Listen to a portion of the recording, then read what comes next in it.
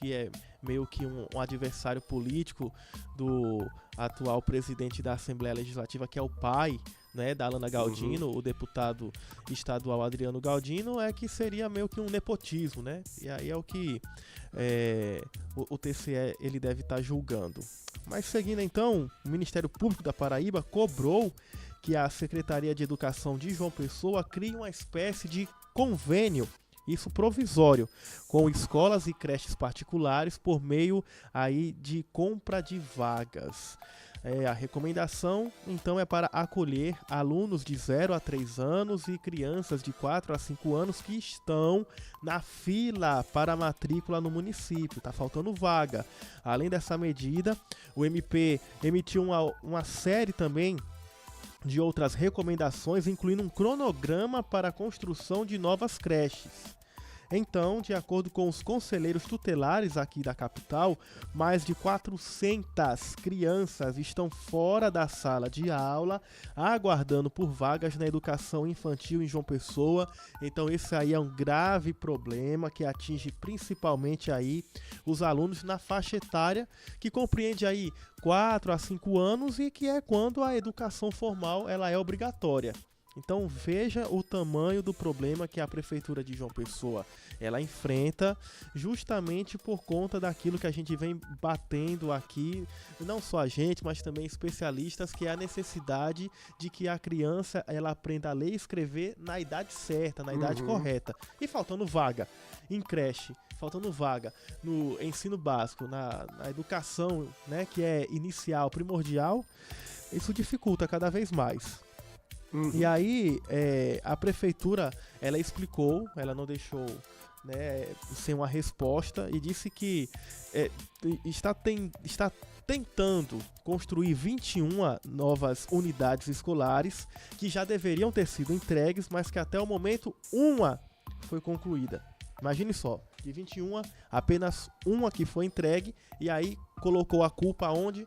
Na empresa que foi contratada, e porque não teria cumprido aí o padrão de qualidade que é exigido pela prefeitura para as unidades de ensino do município. Agora, precisa de mais agilidade, né? Se você tá vendo que um negócio não tá dando certo, Uhum. troca logo de uma vez. Ou se não troca, agora é sempre muita burocracia, não, porque tem licitação, porque a gente tá correndo com prazo, sei lá, mas coloca uma tutela, uma medida de urgência, porque a gente vê que em tantos outros casos, não é? Se cobra e já vê uma celeridade, aí quando a gente vê a educação, quando é com saúde, aí coloca a culpa no outro e vai empurrando com a barriga. Inclusive, Leandro, na última vez que a secretária esteve aqui dando uma entrevista aqui pra gente, foi contestado por um pai de aluno da rede municipal, não foi das creches, mas foi da rede municipal, porque o problema não é só as creches. A rede municipal como um todo está com várias escolas, inclusive, em reformas, vamos dizer assim, que Eternas. eternas, né? Porque esse pai mesmo, que não estou lembrado do nome dele agora, mas ele disse que o filho dele entrou nessa escola, saiu da escola e a escola ainda não tinha terminado a reforma. O filho dele já está em outra escola lá no bairro de Mangabeira. Inclusive, ele ficou o tempo todo lá, era para ser integral e passou um tempo lá estudando só durante um período. Por quê? Porque não tinha condições por conta da reforma. O menino saiu lá da escola, foi para outra escola e agora que terminou a reforma desta escola, se eu não me engano, ali no Mangabeira 1, eu não estou lembrado ainda o nome do pai do aluno. Ele contestou isso e a secretária no ato respondeu que todas as reformas estavam em encaminhamento, teve o problema da pandemia, que atrasou muita coisa, mas que estava dando andamento às coisas. Esperamos muito que termine logo essas reformas, construa essas 21 novas unidades escolares, né, que são as creches, para que ninguém fique fora da escola, porque educação é fundamental. É algo que é tanto assim divulgado, né, promovido até mesmo por Cícero Lucena. Ele até na semana passada esteve recebendo o o prefeito de Teresina, o Silvio Mendes, né, mostrando o modelo que é implantado aqui em João Pessoa, mostrando as tecnologias, a sala Google, que todos os alunos têm acesso a computadores, notebooks, né, tudo tecnológico. Acredito eu, então, que essa demora possa ser por conta de uma reforma tecnológica, né?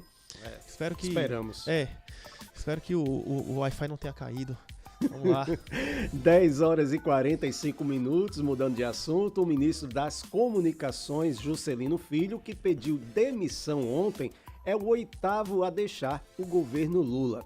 Entre os motivos que levaram às várias trocas na esplanada dos ministérios estão denúncias de assédio sexual, abertura de espaço no Executivo para partidos do Centrão e indicação para o Supremo Tribunal Federal.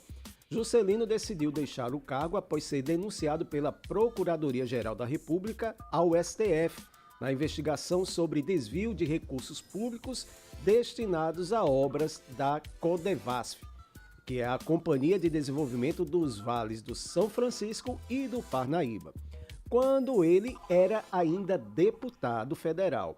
A denúncia foi direcionada ao gabinete do relator do caso, ministro Flávio Dino. A defesa do ex-ministro negou as denúncias. Segundo a apuração da Polícia Federal, Juscelino teria atuado para beneficiar uma empreiteira vinculada a políticos e apontada como parte de suposto cartel envolvido em fraudes.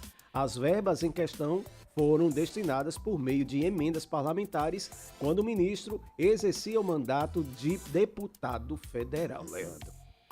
Bem, e aí ocorreu mudança, e não foram poucas. Esse daí já é o 8º. E aí vou trazer o primeiro, e já foi logo no início do mandato de Lula, no início do 3º mandato dele, que foi aquele Gonçalves Dias, né? Ele chefiava aquele gabinete de segurança, né, interna, e pediu demissão após vazarem imagens de que ele estava dentro do prédio quando a sede do Executivo foi palco de atos de vandalismo, né, no dia 8 de janeiro. Acho que você lembra desse caso. Aí teve depois a ministra do Turismo, a Daniela Carneiro, que entregou o cargo. Aí teve a demissão da Ana Moser, que comandava o Ministério do Esporte. Deixa eu ver quem mais. Ainda da Comunicação, teve aquele Paulo Pimenta, que comandava a secretaria, que já saiu no início desse ano após críticas do próprio Lula à condução da comunicação. E a mais recente também foi a da Saúde. A da Saúde, verdade. Né, a Anísia Trindade, Isso. Que um dia estava numa solenidade com Lula, no outro dia já estava fora. Tá complicado o negócio. 10 horas e 47 minutos. Lembrando mais uma vez a você que participa com a gente através do nosso WhatsApp 9911-9207 e também através do nosso chat no YouTube. Eu vou registrar a primeira participação, que é ele, Leandro. Edinaldo Bibi. Bibi. Ele logo cedo mandou mensagem dizendo que estava na escuta, ele lá no Colinas do Sul. E lembrando também o seguinte, não deixa de participar do nosso sorteio, né? A feira do Rei da Feira, para você que acertar a palavra misteriosa. Eu vou perguntar de novo, Leandro. Não tem nenhum spoiler, Leandro? Não, eu tava só pensando aqui naquela charque que vem, entendeu? No Rei da Feira. Eita. Aquela charque. Ela com cuscuz, hein? Com batata doce. Eita! Mas agora vamos às notícias policiais, que começa com o seguinte. Um ex-árbitro de futebol foi preso aqui em João Pessoa numa operação policial que foi deflagrada na manhã de hoje, liderada pela Polícia Civil de Goiás e que teve apoio da Polícia Civil da Paraíba.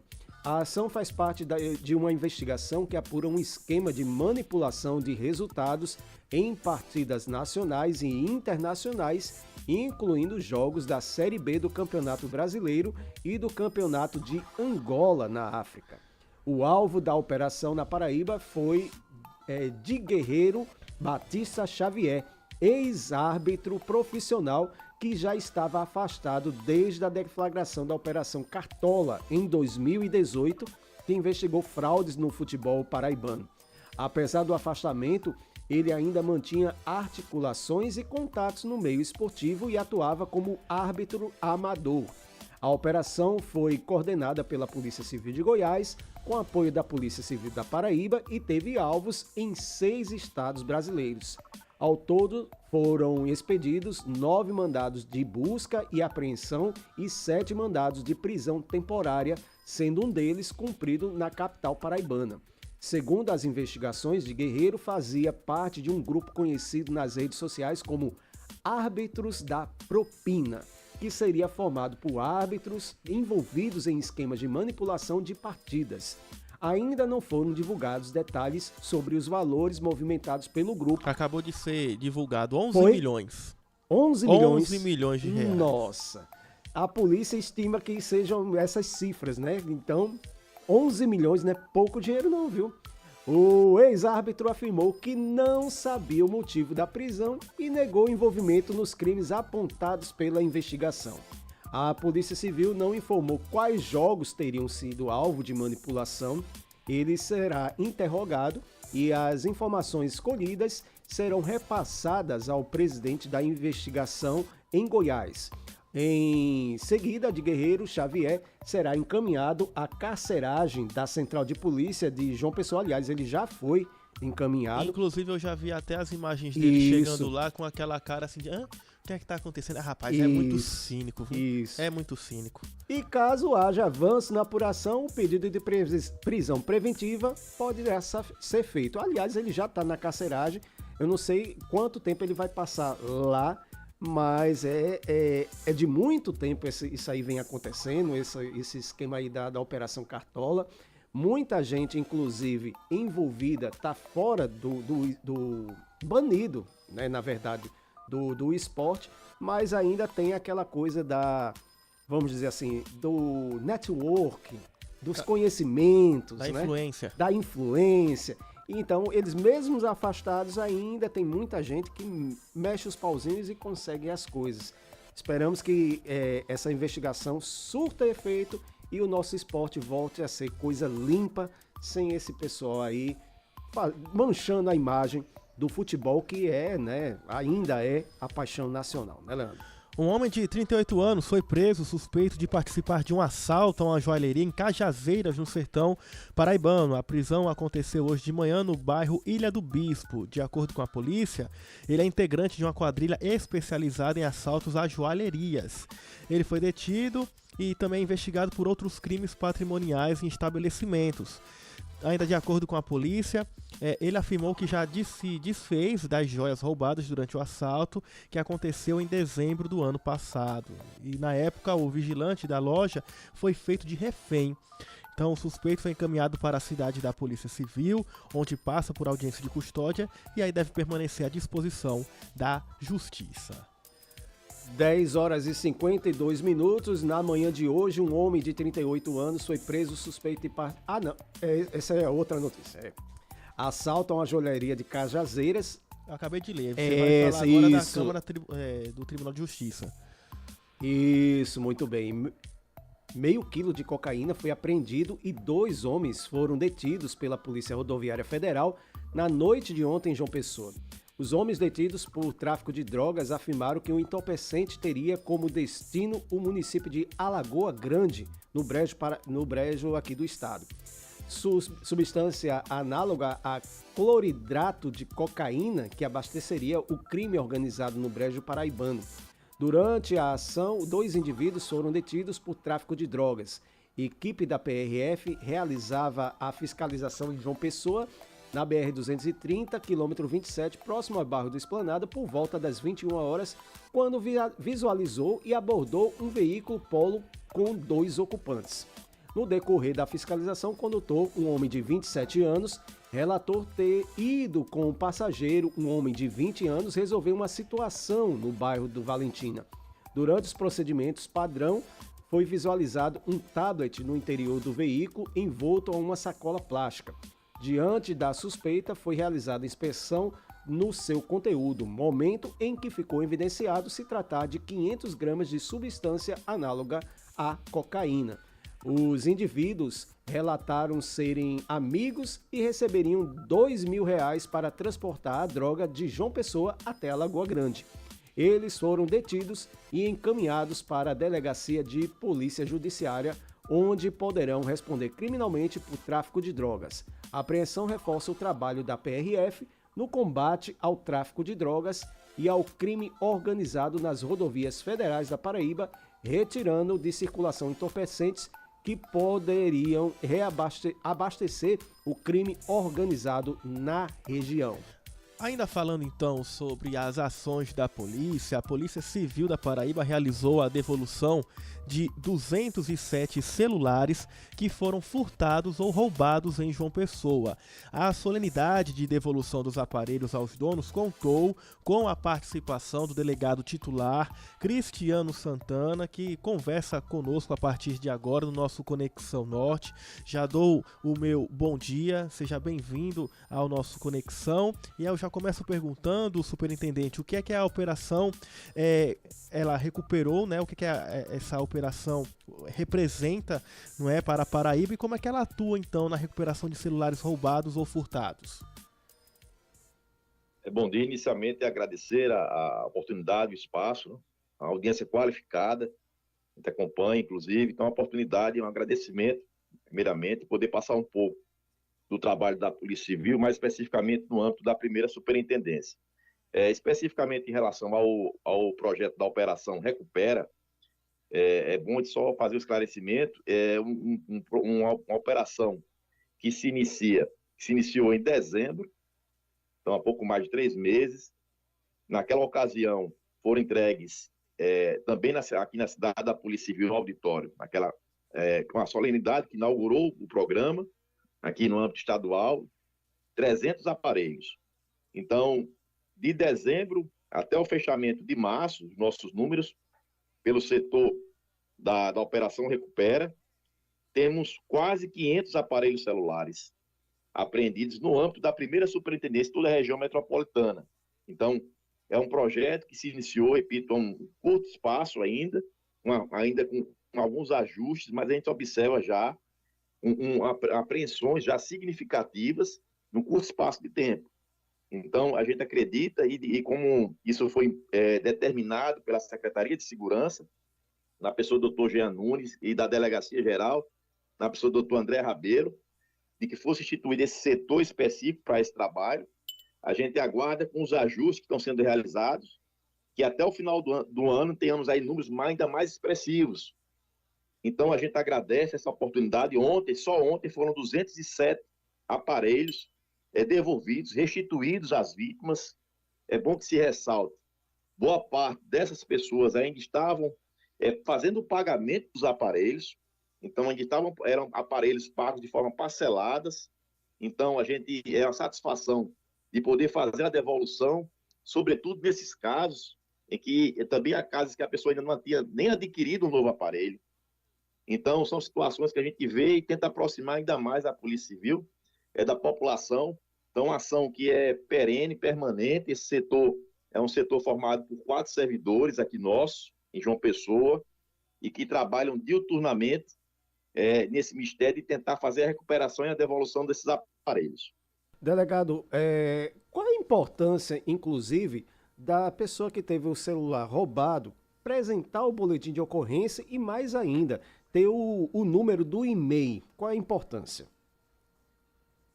Pronto, a sua pergunta, a pergunta vai dar a oportunidade de eu trazer essa informação e ressaltar. Em outros tempos, a gente entendia e até observava por parte da população que até relegava em alguns momentos, não sentia essa necessidade, não vislumbrava a importância do registro formal na unidade policial, de forma virtual. Então, é a oportunidade que a gente tem para informar que de todos esses aparelhos que foram entregues, desde dezembro até a presente data, quase 500 aparelhos, todos eles, em todos estes casos, as vítimas procuraram a delegacia de forma presencial ou fizeram um registro de forma virtual através da delegacia online. Então, é de fundamental importância, porque a partir dos dados que são inseridos no boletim de ocorrência, os dados como o número do TMC do chip e, sobretudo, como você bem falou aí na pergunta, o sequencial do e-mail, IMEI. Às vezes há uma confusão das pessoas com o e-mail, que é o endereço eletrônico. É o e-mail, IMEI, que é o sequencial que permite que os números que fiquem em todos os aparelhos, todos os gabinetes de aparelhos celulares, e é o que identifica, a partir dessas informações iniciais, preliminares, sobretudo o sequencial do e-mail, a partir desse momento, as nossas equipes passam a fazer um trabalho de monitoramento, oficiando as operadoras de telefonia, e com as devidas respostas dessas operadoras, começa esse trabalho de localização do aparelho, saber em nome de quem está cadastrado, e daí todo o processo ele é desenvolvido, mas é startado, repito, com a confecção do boletim de ocorrência. Então a gente conclama a população, teve um aparelho celular furtado, roubado, de imediato faça o registro de boletim, seja de forma presencial ou virtual. E com essa importância, você trouxe na sua pergunta, de preferência, só em casos que realmente seja impossibilitado, mas procure aquele sequencial do e-mail, aquela sequência de números. Ela vai estar na embalagem do aparelho, vai estar na nota fiscal, enfim, isso vai otimizar o nosso tempo para tentar recuperar o aparelho e fazer a devolução num tempo mais célere.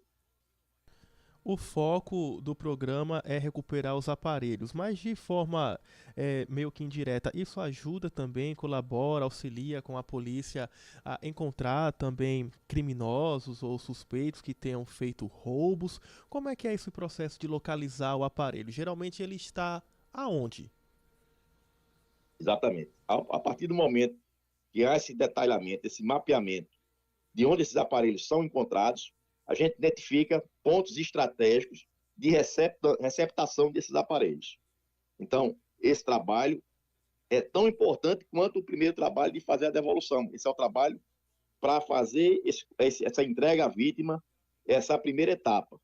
Mas o que a Polícia Civil ela faz de forma indireta é a identificação desses grupos criminosos especializados nessa prática, tanto dos grupos que fazem a ação de praticar o furto ou roubo propriamente dito, como os núcleos que fazem a receptação posterior ao furto e ao roubo. Então, de fato, esse trabalho está sendo feito e o mapeamento em relação a esses pontos, principais pontos de João Pessoa que fazem a receptação desses aparelhos. Então, todo esse trabalho é desenvolvido também porque é o intuito também do núcleo responsabilizar criminalmente tanto os grupos, repito, que cometem o furto e o roubo dos aparelhos, com os principais núcleos que fazem a receptação dos mesmos.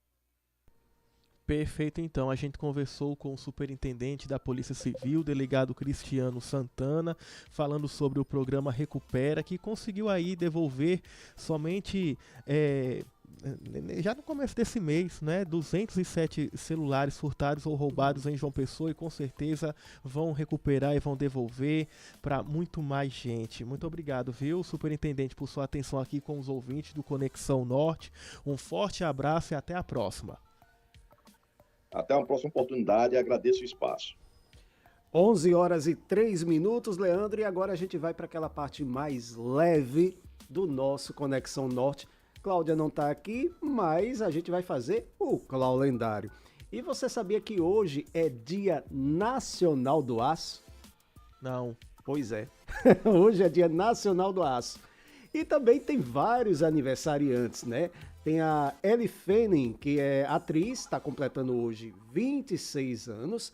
A Kristen Stewart, também atriz, 34 anos. O Ernesto Palha, 65 anos, hoje jornalista, muito famoso.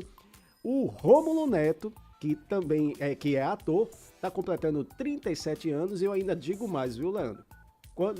Não é da sua época, não, mas quanto mais velho o Rômulo Neto está envelhecendo, mais parecido com o pai dele, o Rômulo Arantes, ele está ficando. Inclusive, até o corte de cabelo está bem parecido agora. Também aniversário da jornalista Joyce Pascovitch. Eu pensei que era Joyce Hauschild. Não, é Pascovitch. Nossa chefe. Não, Hauschild é no mesmo mês que eu. A Joyce já tem uma de ter o sobrenome difícil, né? Essa é mais difícil ainda, Pascovitch. 70 anos a jornalista completa hoje. E agora, Leandro, o que é que a gente faz? Vamos para o nosso oxigênio financeiro. A gente volta já já. É só o tempo de você tomar um gole de água e na volta tem mais informação e notícia para você. Não sai daí. Conexão Norte. Ei, vem cá. Eu vou mostrar para você agora preços que ninguém faz igual. É isso mesmo. Olha só, Smart TVs de 32 polegadas de diversas marcas pelo mesmo preço. É isso mesmo. Apenas 10 parcelinhas de R$ 99,90. Eu não estou dizendo? E outra coisa, o produto tem para você comprar e levar na hora. Comprou, levou. Armazém Paraíba. Ninguém faz igual. Tô dizendo? É isso mesmo. Galvão, Fala, Tino. saiu! A lista saiu? E a Bet Nacional foi 100% autorizada pelo governo. Aí é jogo responsável, amigo. Sempre respeitando as regras. Coisa de quem sabe jogar com regulamento debaixo do braço, Galvão. É por isso que se divertir na Bet Nacional é mais seguro. Jogo legal é na Bet Nacional, a Bet dos brasileiros. Proibido para menores de 18 anos. Jogue com responsabilidade. Autorização SPA 2092. Você já teve uma ideia incrível, mas não sabe como tirar do papel? Oi, gente, eu sou Aldo Galdino do programa Pessoas Incríveis, Produtos Notáveis, e aqui você conhece histórias reais de quem começou do zero e fez acontecer. Inspiração, aprendizado e, claro, aquele empurrãozinho para você agir. Quarta-feira, 20h30 e quinta, 14 horas, na TV Norte Paraíba, Rede TV, Canal 10. Te espero aqui. João Pessoa cresce com mais moradia, respeitando o passado, valorizando o presente e construindo o futuro. A Prefeitura entregou o primeiro residencial quilombola do Brasil, projeto premiado nacionalmente. Agora, 80 famílias que viviam em barracos com esgoto a céu aberto, hoje vivem com mais dignidade, segurança e qualidade de vida. Esse é o resultado de um trabalho que respeita, valoriza e cuida da nossa gente. João Pessoa, cidade em crescimento. João Pessoa, cidade que encanta. Eleita mais uma vez a melhor capital do Brasil para morar.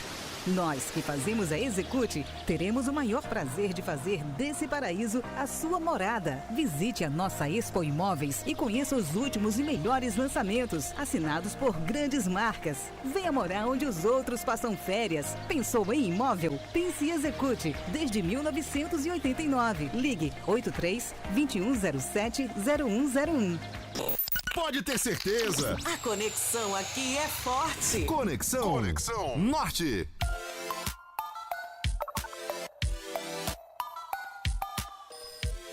Agora 11 horas mais 7 minutos, estamos de volta aqui no seu Conexão Norte, trazendo mais informação e desta vez para falar sobre bullying, cyberbullying, racismo, assédio, ansiedade, uso da internet, que são conflitos que estão presentes na vida de todos, inclusive na das crianças e adolescentes. Temas até que foram já debatidos, né, numa minissérie aí que está sendo bastante repercutida, a adolescência, que abordou todas essas polêmicas. E aí sobre a importância então de criar um espaço de conscientização, da importância da cultura de paz dentro das escolas, nós conversamos então agora com a Vânia de Lorenzo, que é coordenadora do curso de mediadores mirins da Guarda Civil Metropolitana de João Pessoa, ao qual eu já dou o meu bom dia. Seja bem-vinda aqui ao nosso jornal, e eu começo perguntando qual é então o principal objetivo do projeto de mediação na escola. Bom dia Marcos, bom dia Leandro, bom dia a todos os ouvintes. É um prazer enorme estar aqui, né? E eu venho com muita felicidade, com muita alegria, porque a gente está aqui falando da cultura de paz. Sim. Né? Nós temos o projeto chamado Mediação Escolar e Desenvolvimento de uma Cultura de Paz, que é promovido pela Secretaria Municipal de Segurança e Cidadania, a CEMUSB, junto com a Guarda Municipal. A Guarda Municipal são os nossos braços fortes nesse projeto, em parceria com a Secretaria de Educação. Então, esse projeto ele tem 3 eixos. O primeiro eixo dele é desenvolver atividades junto à comunidade escolar, que são levantadas pela própria escola. Então, essas atividades são atividades dinâmicas, né, com cine-debate, com dinâmicas de grupo, com rodas de conversas, com temas que são levantados, problemas da escola. O segundo eixo que a gente tem dentro desse projeto é a formação de mediadores mirins. Isso a gente está vindo aqui com muito orgulho para falar que a gente já está promovendo o segundo curso de mediadores mirins. Tá, esse projeto começou o quê? No ano passado? Começou em 2023. Nós começamos com 2 escolas pilotos. Entramos com as 2 escolas, né, nesses temas focais. Lembrando que esses temas focais a gente não só trabalha com aluno, a gente trabalha com a problemática da escola. Então, a gente trabalha com os alunos, com a família e com os profissionais da escola, trabalhando a cultura de paz com esses profissionais também. E a gente entrou em 2023 com 2 escolas. Em 2024, com apoio da secretaria, ela nos indicou mais 4 escolas. Nós entramos em mais 4 escolas e esse ano em mais 2 escolas. Como é que ele funciona? A gente passa de 6 a um ano, 6 meses a 1 ano, trabalhando esses temas focais, para que a escola entenda o que é a cultura de paz, que os alunos comecem a abraçar o projeto e levar para casa também a cultura de paz. E nessa segunda etapa, a gente seleciona os alunos que querem, né? Então, a gente abriu agora 30 vagas, são 10 vagas para 3 escolas que a gente entrou, para poder estar com a gente fazendo esse curso de mediador mirim. Então, assim, os resultados na prática, quais são? Porque acredito que teve muito caso já, né, de bullying, isso aí infelizmente acontece, e assim, já teve resultados positivos? Muitos, muitos. Então, é por isso que a gente está desenvolvendo o segundo curso, né? A gente não pensava que ele tivesse, assim, uma abrangência tão grande, né, e que os alunos tivessem, assim, absorvido tanto esse curso no primeiro curso que nós fizemos. Os pais participaram muito. Então, a gente hoje tem um apoio dos pais nesse curso, nesse primeiro curso, e agora queremos também o apoio do segundo curso, porque a gente entende que eles sendo protagonistas desse processo, ou seja, eles passando a ser multiplicadores da cultura de paz, eles não só vão passar no interior da escola, mas fora dela também. É esse o nosso olhar. É trazer para perto valores. Então, é uma oportunidade que a gente tem de poder discutir com os alunos alguns valores importantes da relação e olhar o futuro, como colaboração, igualdade, respeito. Então, a gente não trabalha só o problema. A gente tenta buscar quais são as formas que nós temos de contribuir para o melhoramento e para superar esses problemas que hoje nós passamos na escola. E a gente traz o aluno para perto. O objetivo do mediador mirim é que ele possa estar mais perto da problemática da escola e tomar consciência de qual seu papel nesses conflitos. Ou seja, a senhora é professora, né? E aí acredito que a senhora também tem sido beneficiada com esse projeto, acredito até mesmo porque com um aluno mais consciente, ele é mais educado também em sala de aula, isso reflete também no aprendizado, ou não? Sim, eu sou professora de curso superior, né, de ensino superior. Mas, com certeza, né, a gente vê que isso vai refletir não só agora, mas no futuro. Né? Então, esses temas que nós estamos trabalhando já com um projeto maior, no primeiro eixo, a gente já viu muitos resultados. Muitas crianças, elas não conseguiam falar algumas violências que estavam sofrendo, algumas demandas, alguns sofrimentos mentais. Elas não conseguiam dizer nem para a professora, nem para a família. Tinham, muitas vezes, medo. Então, a gente tem, sim, as abordagens das crianças individuais para a gente. Sim. Lembrando que esse projeto ele é desenvolvido por mediadores, né? Então, todos que estão nesse projeto, hoje nós temos os guardas, que são mediadores, formamos em número hoje de 10 mediadores. Queria até aqui cumprimentar a todos, porque esse projeto é um projeto em equipe.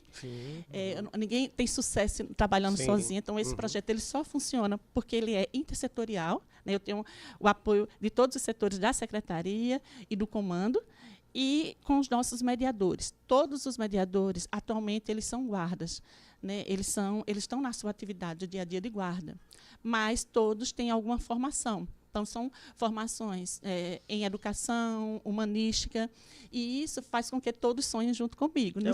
É um sonho em conjunto. Então, a gente trabalha criando, assim, plantando uma sementinha dentro de cada escola. O Sandro Alex, não é ele que acredita a função dele, acho que é diretor de operações de lá, ele é psicólogo. Também psicólogo. Então, a diretoria operacional, o comando, eu não vou citar aqui os setores para eu não ser injusta, né? Mas, assim, eu acredito que há um sonho coletivo. E a instituição, ela abraçou, não só a instituição, mas a Secretaria de Educação, né, as diretoras, as coordenadoras. Então, a gente abraça isso pensando nos nossos filhos e no nosso amanhã. Eu acho que todo mundo que olha para esse projeto, ele quer que dê certo, porque ele acredita que fazendo diferença em uma criança, ele já surte efeito. Foi isso que eu escutei.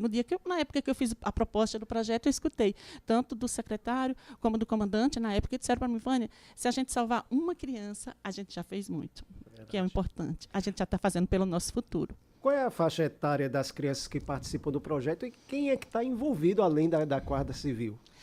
O projeto maior, né, que é o projeto macro, ele é para todas as crianças. Então, a gente trabalha com todas as demandas das escolas. Agora, o curso no Mediador Mirim, esse segundo curso, ele será promovido para criança de 10 a 14 anos.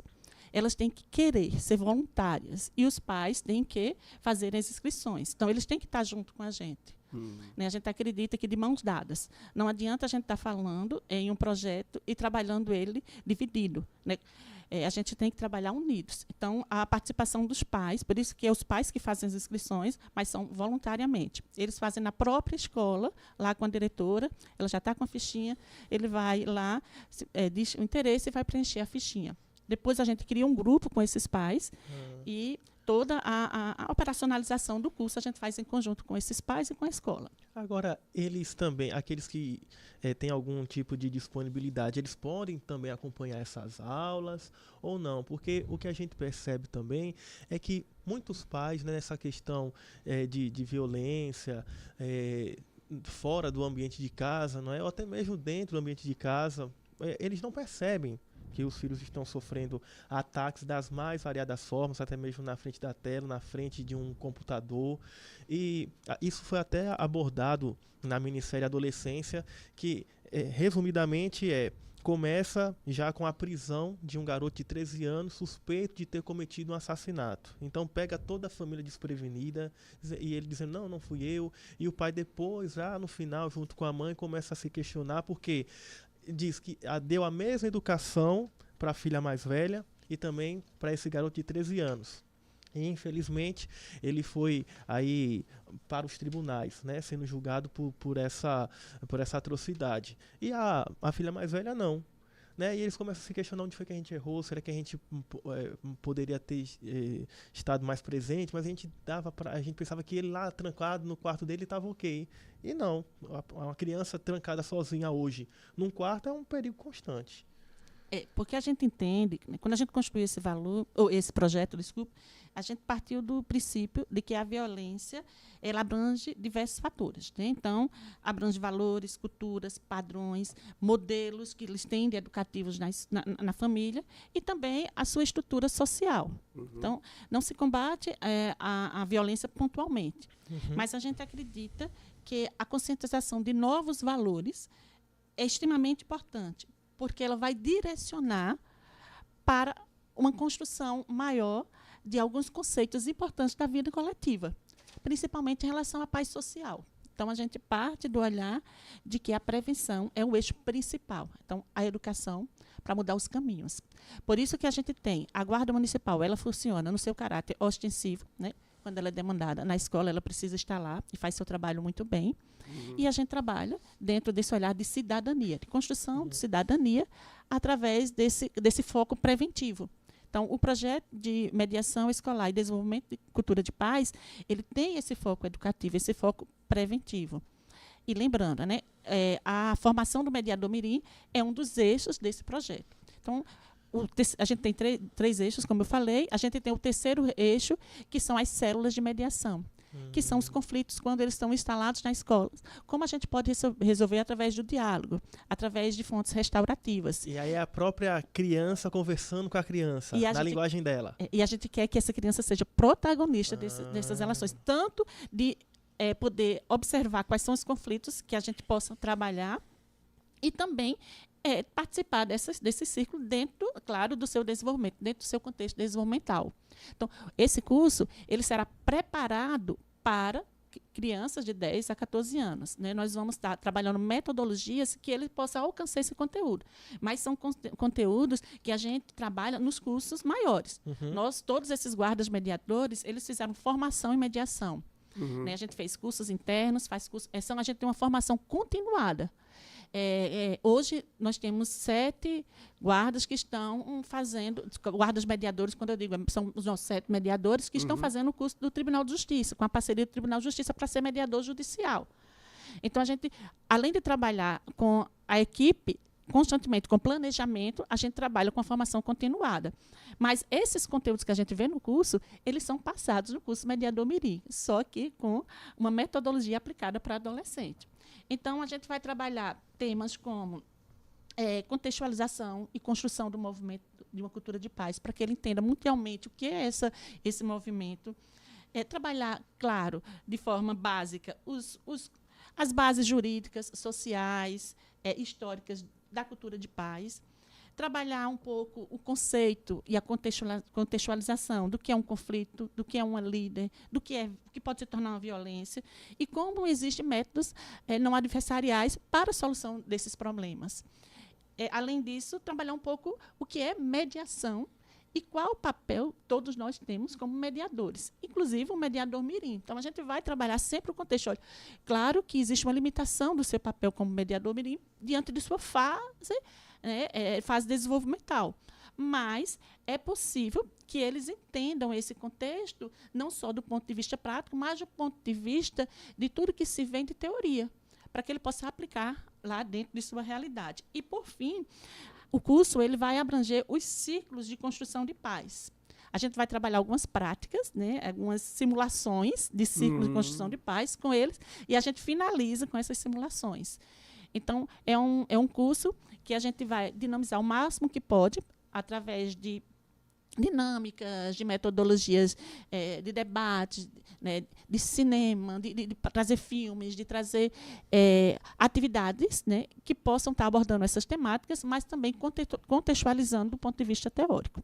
E nessa segunda etapa do projeto, quais escolas já vão ser contempladas? Certo. As escolas que vão entrar agora no segundo curso são as escolas que nós entramos já estamos lá há um ano, né? Quais são elas? As escolas Damásio Barbosa da Franca, que fica lá no bairro das Trincheiras, a escola Fernando Paulo Carrilho Milanês, que fica localizada lá em Gramame, e a escola Arnaldo de Barros, que fica localizada no bairro dos Novais.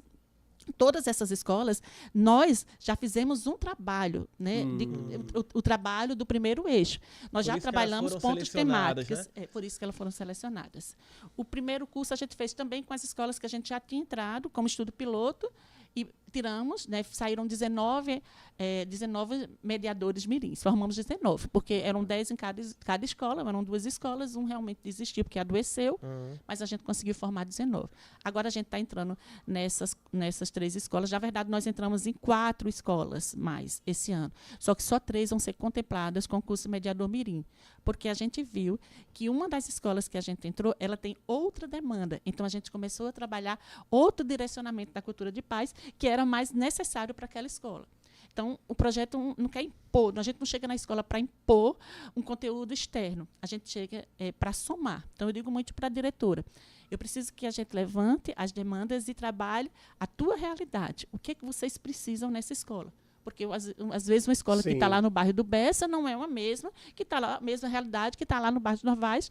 Claro que muitas problemáticas elas são similares, mas a contextualização é diferente. Então, a gente trabalha nesse ponto. Mas vocês têm perspectiva de ampliar as escolas que vão participar? Sim, nós estamos, sim. E já estamos ampliando. Agora, a gente já entrou esse mês em 4. no ano passado em 4, mais 2, e vamos entrar no próximo semestre mais 2. Então, a gente está gradualmente com o pé no chão, né, entrando no projeto com o pé no chão, mas o objetivo é que a gente possa abranger cada vez mais as outras escolas do município, né? Isso com a parceria da Secretaria da Educação, né, e com o apoio que nós temos muito grande, né, o olhar da gestão atual, né, da CEMUSB, do nosso secretário, né, do comando, e de todos os diretores que estão de braços, né, juntos, né, nessa proposta. A duração do curso, tem quantas horas aula, recebe certificado, como é que onde acontece, como é que são feitos os encontros, é todo dia? Nós temos um curso de 30 horas aula. Trabalhamos à tarde, então não são eu digo, sequenciais os dias, para não atrapalhar a sua atividade diária da escola. Então, o aluno, para ele que não passa uma semana fora, a gente começa agora no dia 24. O que a gente faz? A gente faz toda uma logística.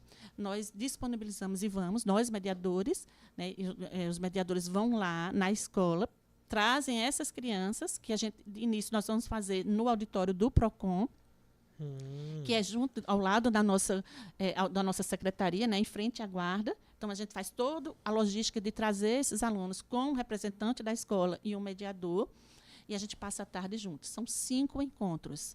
A gente prefere não fazer toda semana, que é para não prejudicar a escola, né? Ao seu andamento, seu desenvolvimento na escola. Não está perdendo a aula, não tá, né? Então, a gente faz de uma forma que vai driblar essa situação, trazendo dias alternativos. Então, nesse segundo curso, nós vamos trabalhar no dia 24 de abril, 8 de maio, 15 de maio, 22 de maio e 5 de junho, que é o encerramento, com a formatura. E a formatura é muito interessante, porque a gente abriu para os pais. E a gente viu quanto eles estavam orgulhosos dos filhos ali falando, né, em paz, falando em serem multiplicadores na escola. E tanto que foi muita surpresa, porque quando a gente chegou, não, mas poucos pais vão para essas reuniões. Eu disse, não. E a gente teve realmente muita presença da família. É tanto que a gente ficou surpresa na formatura. Por quê? Porque as famílias querem valorizar os seus filhos, né? Sim. E a gente tem que trabalhar o que há de melhor nessas crianças. Então, Verdade. isso é um lado positivo da gente estar estimulando. O que a gente entende? Que essas crianças que são mediadores, elas vão ser exemplos na escola. Elas vão ser realmente o modelo, o espelho para outras crianças. E isso já é um ponto importante. O acompanhamento dessa criança foi muito surpresa do primeiro curso, porque nós fizemos o curso e depois nós voltamos à escola. Claro, né? Depois de um tempo, para ver como era que estava o andamento, né? Junto com a direção. E a gente viu assim, relatos maravilhosos, elas trazendo já ciclos que tinham feito. Uma das escolas, eles estavam dando plantão na hora do intervalo, numa sala, como mediadores. Eles mesmo que desenvolveram esse tipo de metodologia. De conversa provisória ali no intervalo. E a gente começou a discutir os casos que elas tinham conseguido, né, abordar dentro da escola, que elas tinham tido essa visão de que o conflito poderia ser resolvido ali na base, sem propagar, sem gerar, né, maiores conflitos, sem levar uma violência maior. E com certeza eles levaram para casa também, né? Já deve ter chegado algum relato, inclusive, de mediação dentro de casa, né? Os próprios pais trazem, né? Os próprios pais mostram para a gente e dizem, é bom porque quando a priminha estava discutindo com o priminho e ela tentou conversar com os dois e tentar, né, o diálogo que estava tendo realmente no momento. Isso é um dos exemplos, mas foram vários, né? Vários exemplos. E é muito interessante porque nesse segundo curso a gente cria um grupo, né, para acompanhar esses mediadores mirins. E eu coloquei no grupo essa semana perguntando quais queriam participar da abertura do primeiro curso Mediador Mirim, do segundo curso Mediador Mirim. Quais, né, os mediadores mirins do primeiro curso que queriam estar presentes. E a gente está tendo assim, uma adesão tremenda, né? Então, eles ainda estão continuando, né, essa visão da cultura de paz. E mais interessante é que algumas crianças dessas já saíram da escola, já estão em outras escolas. Então, elas já estão levando para outras escolas, porque chegaram do 5º ano e tinha que se mudar, né, para a fase posterior em outras escolas em outros locais que estão indo, nas escolas que estão indo. Muito bem, a gente conversou com a Vânia de Lorenzo, que é a coordenadora do curso de Mediadores Mirins da Guarda Civil Metropolitana de João Pessoa, para falar da importância, né, de se criar um espaço de conscientização da cultura de paz dentro das escolas. Vânia, muito obrigado por sua atenção aqui com os ouvintes do Conexão Norte. Um forte abraço, até a próxima. Parabéns pelo trabalho.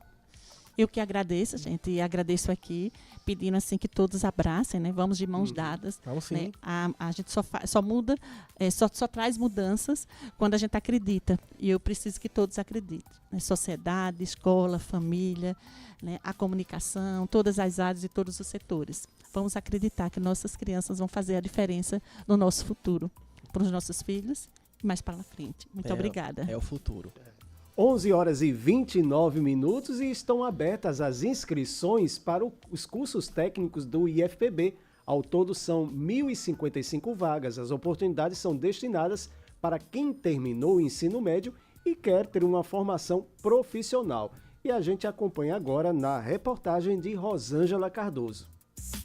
Se você tem interesse em aprender ou aprimorar seus conhecimentos em espanhol, inglês ou libras, esta é a sua chance. O IFPB João Pessoa abriu inscrições para cursos gratuitos de idiomas. As oportunidades são para a comunidade interna do IFPB e também para o público externo, como explica Franciele Alves, coordenadora do Núcleo de Línguas. E aí nós acabamos de lançar o edital, onde os estudantes, tanto internamente como o público externo, podem participar, podem se submeter a esse edital. O Núcleo ele tem como objetivo lançar cursos de idioma para a comunidade externa, principalmente. Então, são cursos de extensão, desde o espanhol básico, conversação em espanhol, conversação em língua inglesa, curso de Libras, nós estamos oferecendo também nesse edital, Libras básico, nível 1. E aí, 51% dessas vagas são destinadas para público externo e 49% para público interno. Lembrando que nós também temos vagas para PCD. São 160 vagas ao total, distribuídas entre 8 cursos, e dessas 160 vagas, temos 20 vagas para PCD. Quem quiser fazer a inscrição, pode entrar pelo site do IFPB, pode colocar lá no Google Núcleo 2025 IFPB, vai aparecer o link onde tem acesso ao edital. O edital tem todas as informações detalhadas, desde o início das inscrições, quais são os documentos necessários. Lembrando que para você poder se inscrever, o mínimo tem que ser apresentar uma declaração, um comprovante de que você tem ensino fundamental completo. Podem ser níveis diferentes, mas com ensino fundamental completo você faz a inscrição, certo? E lá tem as datas, né, quando vai sair o resultado preliminar. No próprio link onde você fez a inscrição, você pode acompanhar em que fase está, né, do edital, o resultado da lista preliminar, resultado final, e quando você vai trazer os documentos, que normalmente é no primeiro dia de aula. E dia 5 de maio começam as aulas, que acontecem aqui mesmo no campus João Pessoa. Alunos e servidores do IFPB podem aproveitar essa oportunidade. Para os discentes, a formação pode ser usada como atividade complementar e para os servidores como capacitação para a progressão funcional. As aulas serão presenciais na Sala 1 do Núcleo, com possibilidade de atividades remotas. Para mais informações, é só acessar o edital completo. Os interessados podem entrar em contato com o Núcleo pelo e-mail nucle.jp@ifpb.edu.br. 11h31, já virando para 32, e agora a gente vai para o nosso respiro financeiro e daqui a pouco a gente volta com muito mais aqui no seu Conexão Norte. Conexão Norte. Quando você escuta essa batida, você sabe que é Brasil. Quando você pensa no país que mais reduziu a fome no mundo em 2023, você sabe que é Brasil.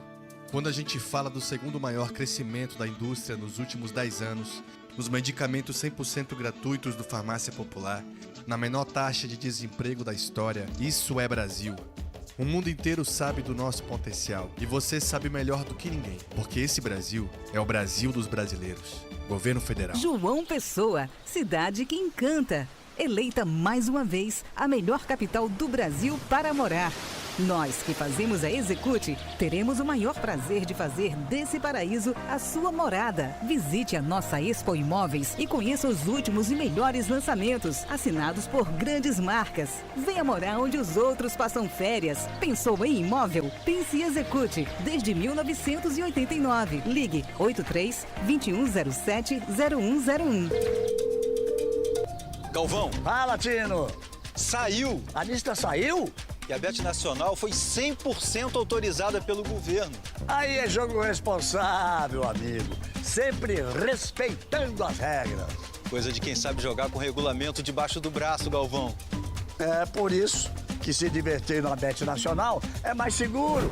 Jogo legal é na Bet Nacional, a Bet dos brasileiros. Proibido para menores de 18 anos. Jogue com responsabilidade. Autorização SPA 2092. Olá, já baixou o aplicativo do Armazém Paraíba? No nosso app, você encontra ofertas imperdíveis em até 12 vezes sem juros, com descontos exclusivos no Pix. Você também pode comprar e retirar em até 1 hora da loja. Isso mesmo, em até 1 hora. São muitos produtos com frete grátis. É fácil comprar com o menor preço que só o aplicativo do Armazém Paraíba tem. Né, Chico?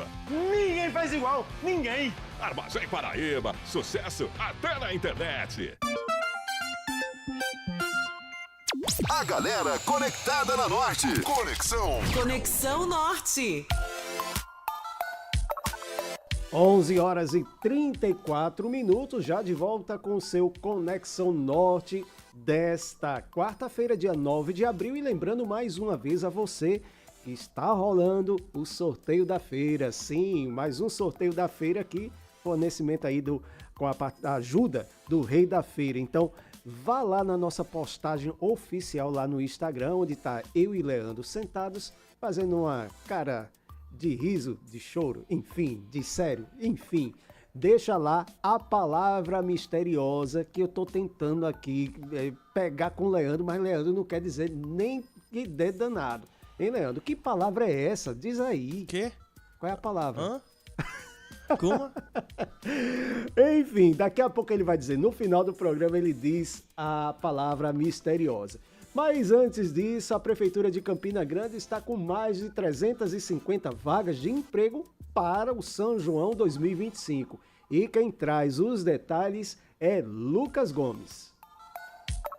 O Instituto Evaldo Lode, o IEL, está com 1.483 vagas de estágios abertas em vários estados do Brasil. Para participar, basta ser estudante e ter a partir de 16 anos, como explica a coordenadora de estágio do Instituto, Karina Ribeiro. Para ser estagiário, é necessário ter 16 anos completos e acima. Não tem limite de idade, pois o principal requisito para ser estagiário é ser estudante. Na Paraíba, estão sendo ofertadas 6 vagas para estagiar em diversas áreas, como administração, pedagogia, além de oportunidades para o nível médio e técnico. Os valores das bolsas variam entre R$ 700 e R$ 800. Dentro do programa de estágio, existe uns benefícios que são ofertados, que são a bolsa, auxílio e o auxílio transporte. O estagiário só poderá ter a carga horária de no máximo 30 horas semanais. Muito bem, não era bem essa matéria, mas essa matéria está falando de estágio, depois a gente coloca na íntegra. Mas antes da gente resolver esse pequeno problema, a gente vai com a nossa entrevista, porque 2.000 vagas, isso, são 2.000 vagas que vai ter no concurso para professor na Paraíba, que abrem amanhã as inscrições. E sobre isso a gente conversa agora com o secretário de Educação do Estado, o deputado licenciado Wilson Filho, o qual eu já dou o meu bom dia e seja bem-vindo ao Conexão Norte. Como vai ser distribuída essas vagas, secretário? Bom dia. Bom dia a todos os amigos e amigas, a todos os ouvintes. É um prazer muito grande estar falando com vocês. É claro que no planejamento de 2025, que já está sendo colocado como o melhor ano da história da educação na Paraíba, no ano da educação tem que ter concurso público.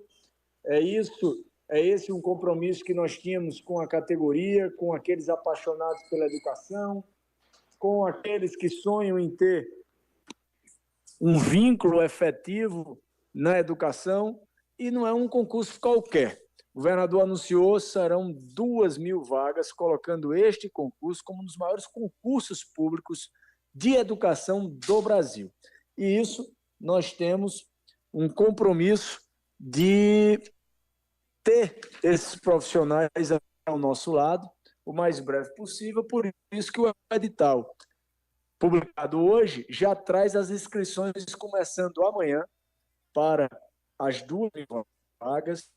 Sou da Educação Básica 4, esse é o nome que se dá dentro do plano de cargo e carreiras, um salário inicial de mais de R$2.000 a mais do que o piso nacional vigente, serão quase R$7.000 o salário inicial para a função de professor. Serão 13 disciplinas, vagas distribuídas por todas as regiões do estado, e eu tenho certeza que essas inscrições começando amanhã, teremos uma procura muito forte. A expectativa desse concurso era muito grande. É um estado que tem se projetado com a realização de concursos públicos em diversas áreas, e na área da educação, certamente, era um concurso bastante esperado.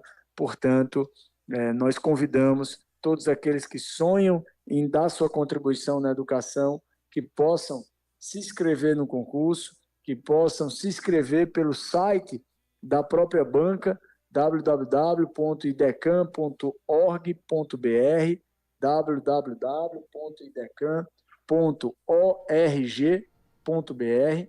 Lá você faz sua inscrição, a taxa única para qualquer das regiões, e você começa a se preparar, porque a prova será logo mais, não vai demorar muito não para ter a prova.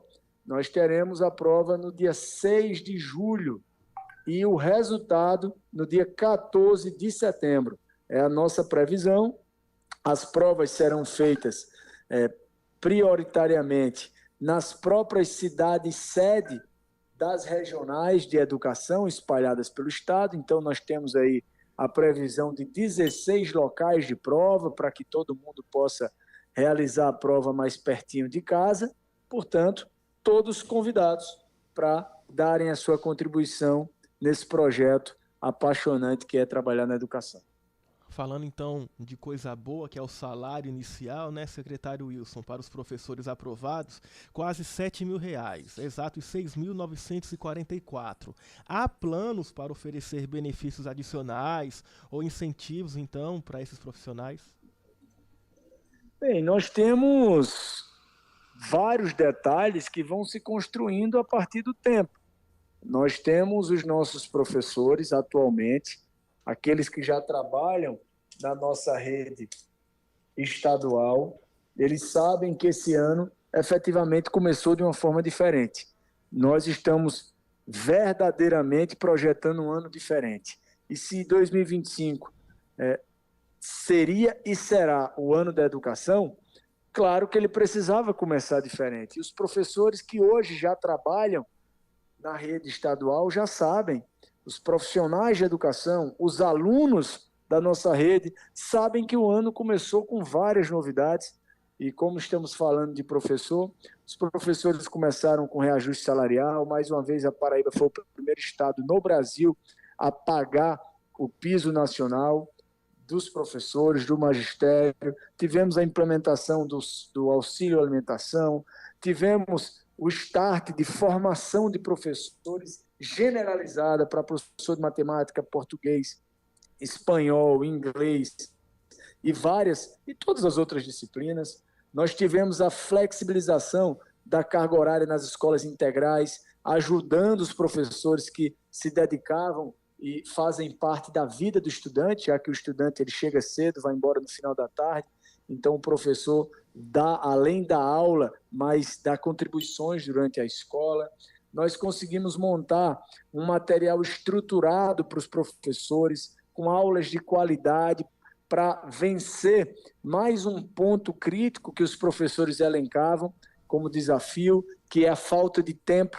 Nós temos aí o fator tempo de qualidade como sendo um dos pontos que mais os professores elencavam como ponto crítico, além da remuneração e muitas vezes até mais crítico do que qualquer tipo de remuneração salarial. O professor trabalha pela manhã, trabalha à tarde e às vezes chega em casa numa correria, sem vida social, sem vida familiar, porque ele já precisa planejar a aula da próxima semana ou a aula do próximo dia. E para esses professores que estão nessa correria danada, a Secretaria de Educação montou durante 4 meses e monta diariamente projetos e aulas estruturadas em slides, de forma dinâmica, interativa, de qualidade para todas as disciplinas. E o professor que tem tempo de planejar uma aula, vai lá e planeja a sua aula da forma como quer. O professor tem autonomia para isso.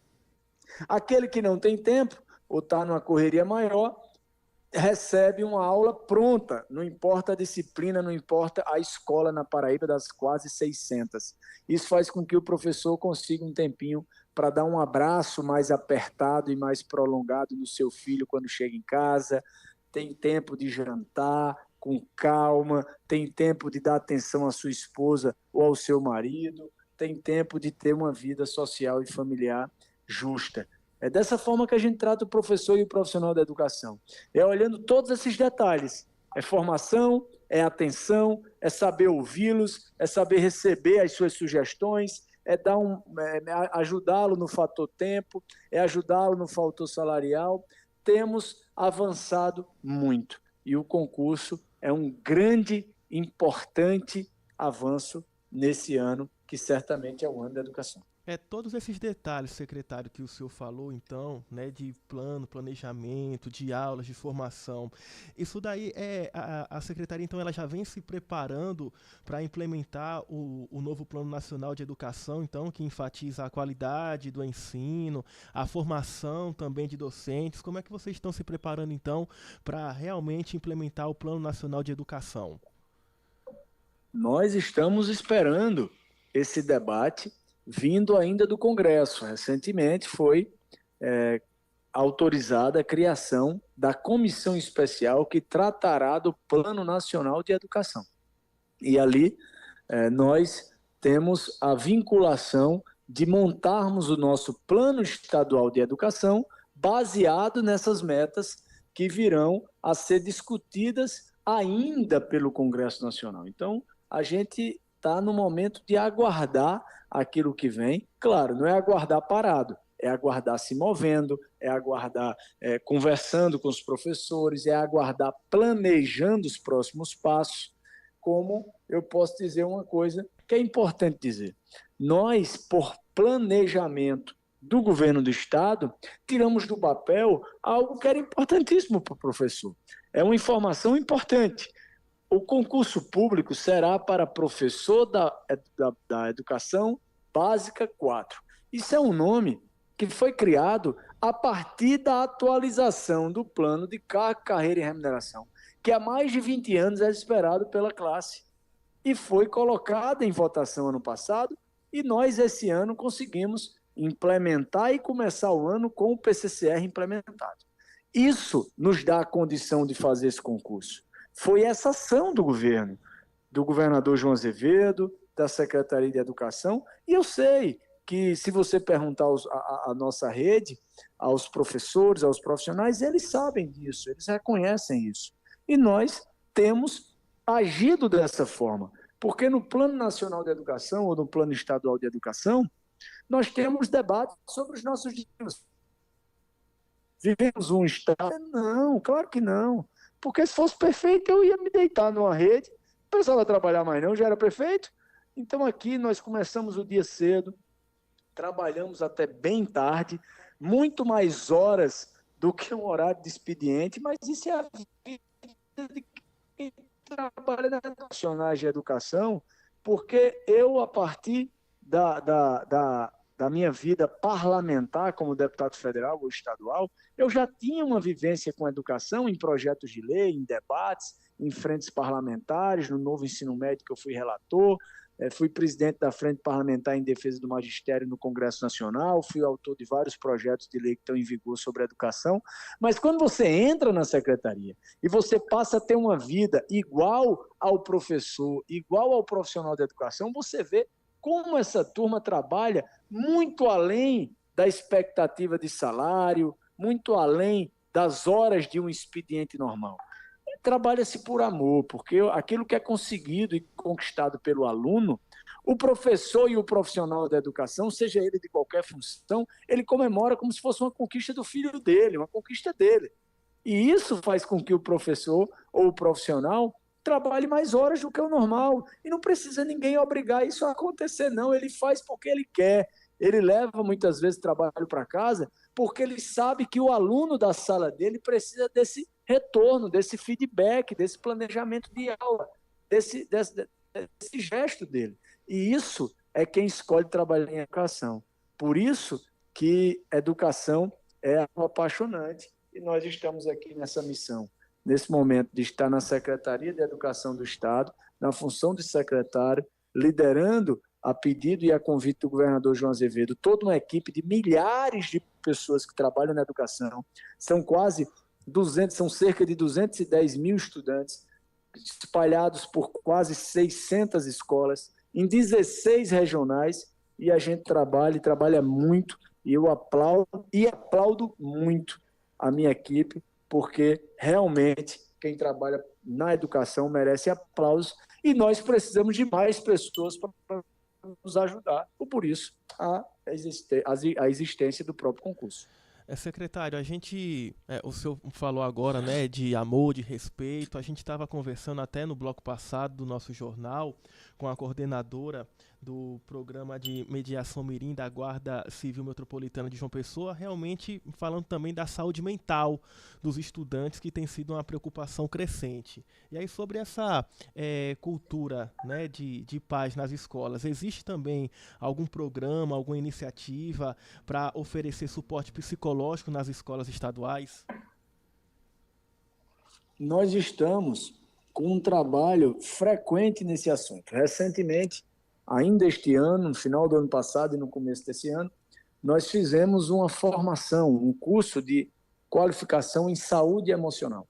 Nós treinamos centenas de profissionais que trabalharão, como já o fazem, espalhados pelo Estado, para tratar da saúde emocional dos alunos, dos nossos professores, dos nossos profissionais. Isso é um tema bastante em voga, bastante atual, e é um tema que necessita sempre de uma atenção. Inclusive, ainda esse mês, ou no máximo na primeira semana do mês que vem, nós estaremos lançando algumas novidades tecnológicas envolvendo a saúde emocional. Tudo isso para que o professor, para que o profissional de educação trabalhe com mais tranquilidade, com mais conforto, se sentindo mais feliz, porque quando a gente trabalha naquilo que gosta, você trabalha, produz e se sente melhor, o seu bem-estar, a sua autoestima fica melhor.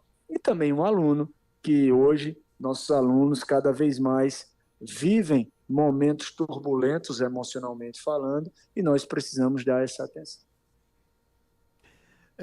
Secretário, mais uma pergunta. A gente recentemente, só para a gente encerrar, a gente falou da questão do município, né, das vagas nas escolas. Como é que está a questão no Estado? Me perdoe, eu não peguei sua pergunta. Não, porque no começo do nosso programa, a gente falou das vagas no município, que estava tendo um problema, e a gente queria saber como está em relação ao Estado, a disponibilidade de vagas no Estado, nas escolas. Na verdade, nós temos, nesse início do ano, até o final do censo escolar, que se infinda em maio, uma alteração constante no número de alunos. Nós temos um recorde de matrículas nas nossas escolas estaduais. Isso demonstra um nível de confiança pelo kit escolar, pelo passe livre estudantil, pelos kits esportivos, pelas mudanças que nós implementamos, pelos anúncios que o governador João Azevedo fez para a educação.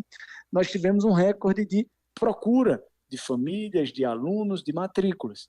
Baseado na quantidade de alunos, nós temos a quantidade de turmas. Baseado na quantidade de turmas, nós temos a necessidade dos professores e dos profissionais que lá trabalham na escola.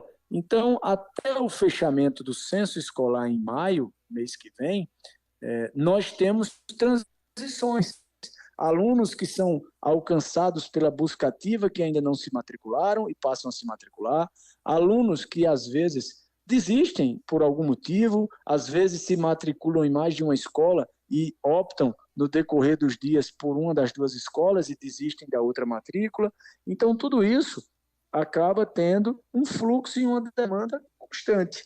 Nós estamos atentos a tudo isso, até porque a nossa missão é fazer com que os nossos alunos tenham a melhor educação possível.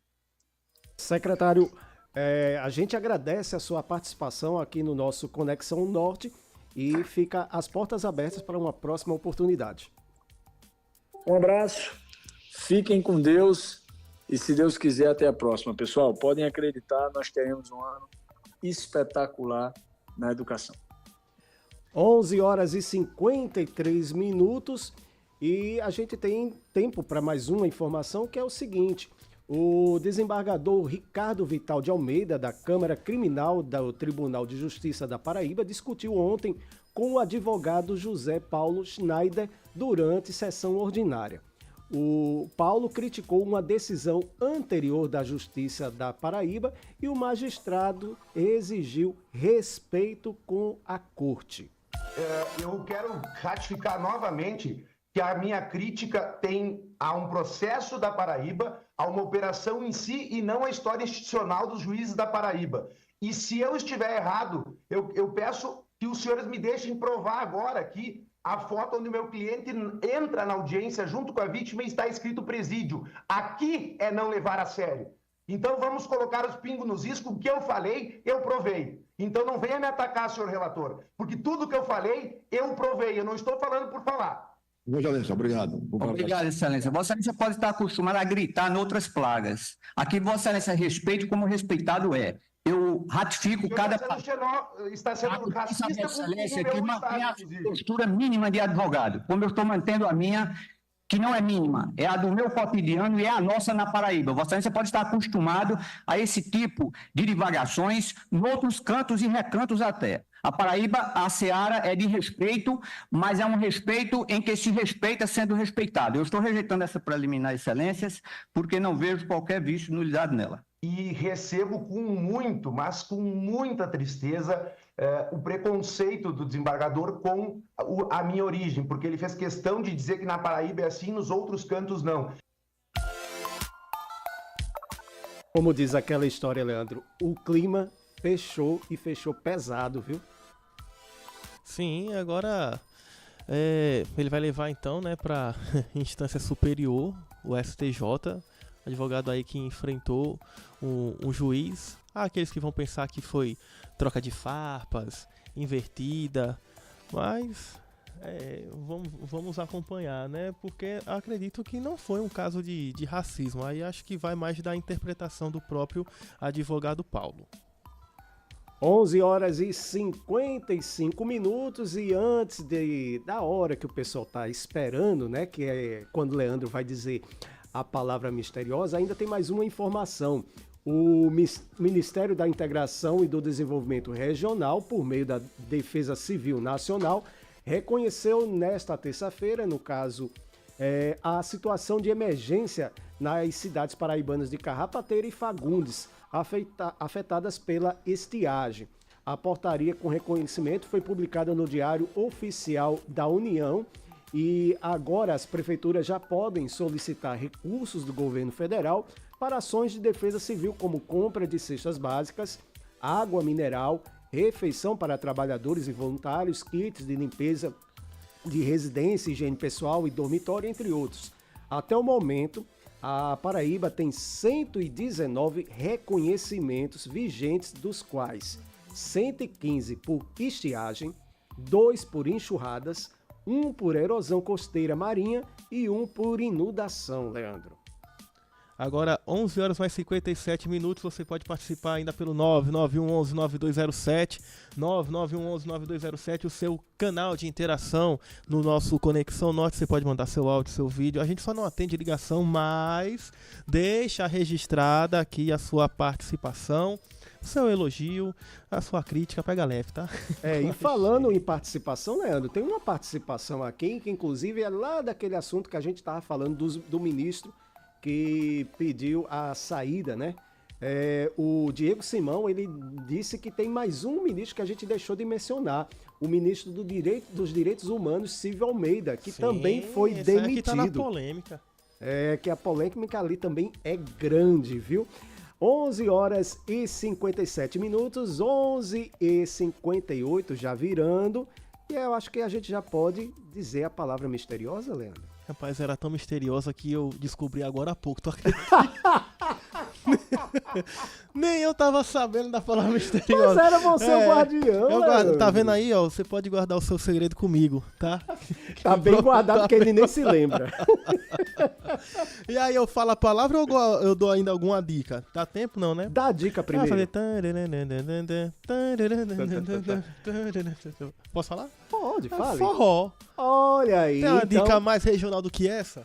Então você que tá ouvindo a gente agora, vai lá na postagem, rapidinho na postagem lá no Instagram da Rádio Norte FM e coloca lá na postagem forró, que o primeiro que conseguir já vai ganhar de cara a Feira do Rei da Feira e vai garantir aí para o seu São João, né? Para São João não, para agora mesmo, né? Que ganhando já recebe e já vai garantir aí a Feira do Mês, né? Como a gente tava comentando, aquela charque, né? Fritinha ali com um cuscuzinho, também tem macarrão, tem arroz, enfim. Aproveita a feira.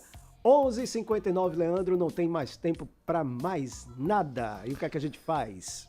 Respira e agradece, viu? A sua participação, ter ficado conosco aqui até o finzinho do nosso Conexão Norte. Lembrando que Cláudia Carvalho retorna amanhã para a rádio e para a TV. Hoje também, Além do Poder, apresentado por Rebeca Emily, trazendo aí os bastidores e as principais notícias da política, prestação de serviço e utilidade pública no Além do Poder, daqui a pouquinho ao 12h30. Muito bem, e daqui a pouco você aqui na Rádio Norte, você fica com a programação musical e você já sabe, Rádio Norte é mais que uma rádio, é o seu norte. Até amanhã. Fui!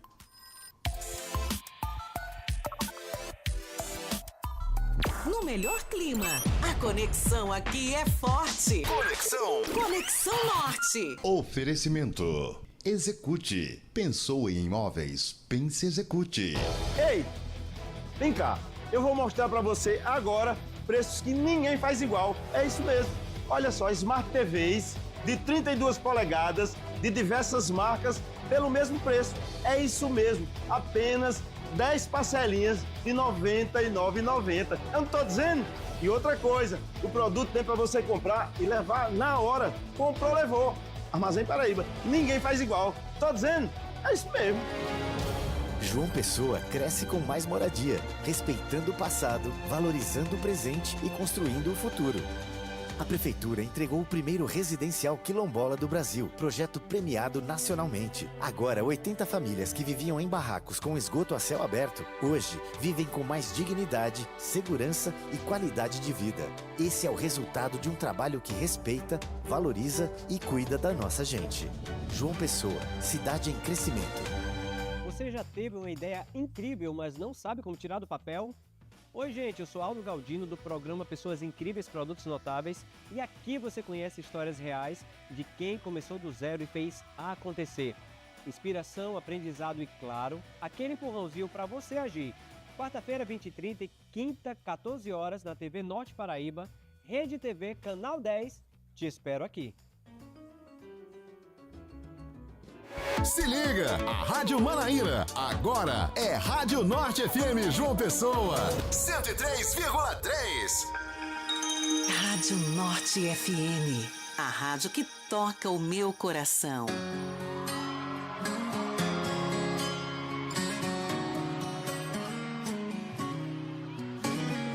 Pra começar, sua mãe vai se encantar comigo. Se eu contar piada pro seu pai, ele vai cair no riso. E aí? Sua amiga mais chata vai falar que agora acertou. Churrasquinho em família vai perder a graça se eu não for. Agarra o amor e não deixe escapar. Só pra garantir, vou passando aqui até você me agarrar.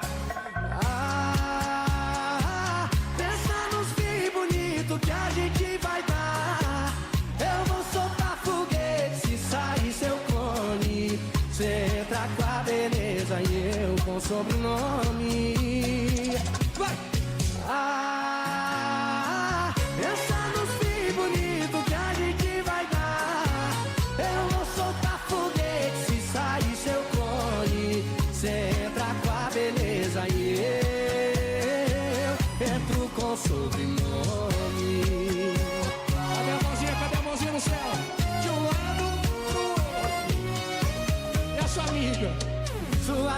mais chata vai falar que agora acertou. Churrasco em família vai perder a graça se eu não for. Agarra o amor e não deixa escapar. Só pra garantir, vou passando aqui até você me agarrar. Pensa nos filhos bonitos que a gente vai dar.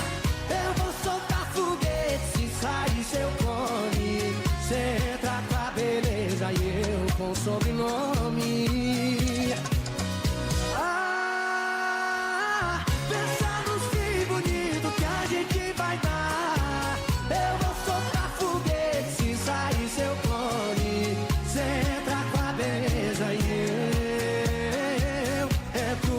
Sobrenome.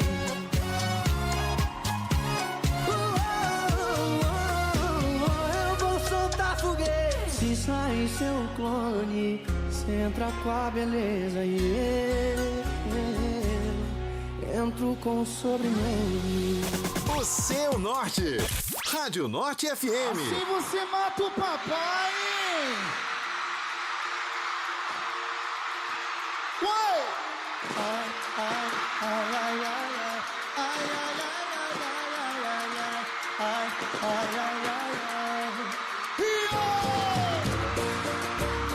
Eu sou Riso Maroto fazendo aqui uma noite diferente.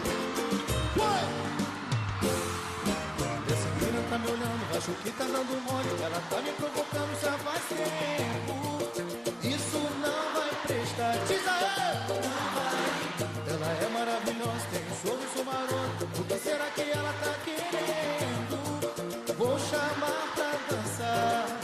Vem cá, mulher, vem cá dançar comigo até ratinho. Vem cá, que você vai gostar. Ah, vai, isso assim, pra mim, delícia, tá gostoso demais. Isso não vai prestar. Beija minha boca.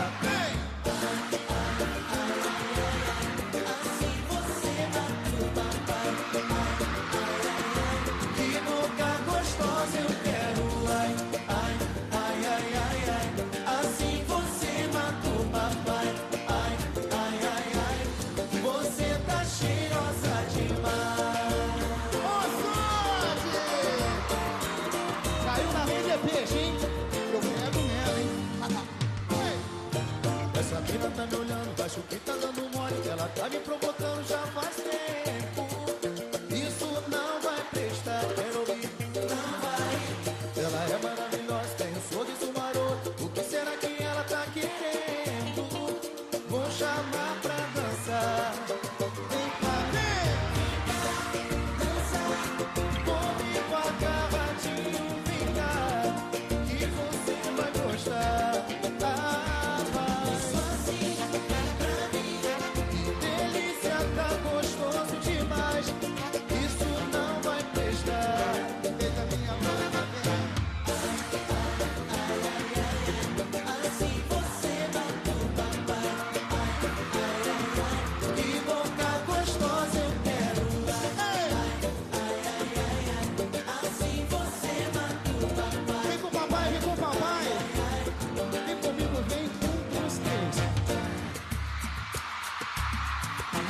Você matou. Ei!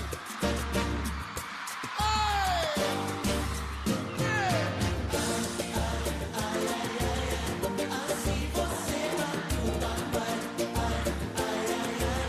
Você tá cheirosa demais. Boa sorte! Ai, gostoso, Rio de Janeiro! Quem gostou? Foi barulho aí, ó! Essa é a Rádio Norte FM. Só toca as melhores.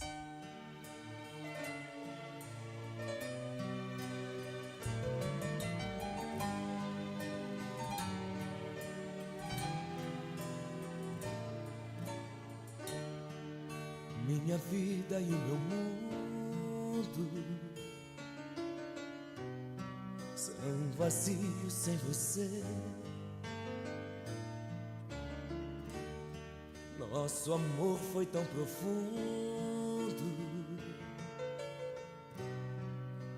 impossível esquecer. No meu corpo tem as suas digitais, na jaqueta jeans um beijo de batom.